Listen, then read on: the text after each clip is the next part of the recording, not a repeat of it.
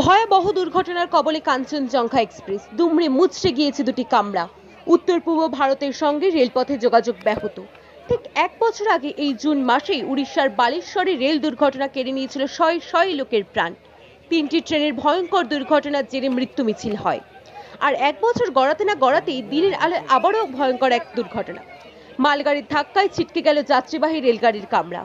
মালগাড়ির ধাক্কায় একটার উপর আরেকটা কামরা উঠে যায়। ভয়াবহ সে দৃশ্য। এর মধ্যে কতজন যাত্রী আটকে রয়েছেন তা এখনই বলা যাচ্ছে না। দুর্ঘটনাস্থলে রয়েছে খারাপ আবহাওয়ার প্রভাব। তার জেরে উদ্ধার কাজ শুরু হতে কিছুটা দেরি হচ্ছে। ইতিমধ্যে স্থানীয় মানুষজন উদ্ধার কাজে এগিয়ে এসেছেন।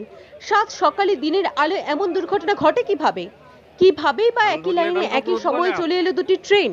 অনেকগুলো প্রশ্ন উঠে আসছে। আগরতলা থেকে কলকাতায় যাচ্ছিল কাঞ্চনজঙ্ঘা এক্সপ্রেস। সকাল 9:45 নাগাদ দার্জিলিং এর রাঙ্গাপানি স্টেশন পেরোতে নিজবাড়ি ও চরেরহাট স্টেশনের মাঝে ঘটে এই দুর্ঘটনা। ফাঁসিদাওয়ার নির্মলজোত এলাকায় ট্রেনের পেছনে মালগাড়ি ধাক্কা মারে।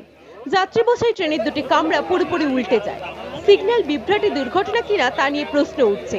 প্রাথমিকভাবে স্থানীয়রাই উদ্ধার কাজে হাত লাগান। উত্তর পূর্ব ভারতের সঙ্গে রেল যোগাযোগ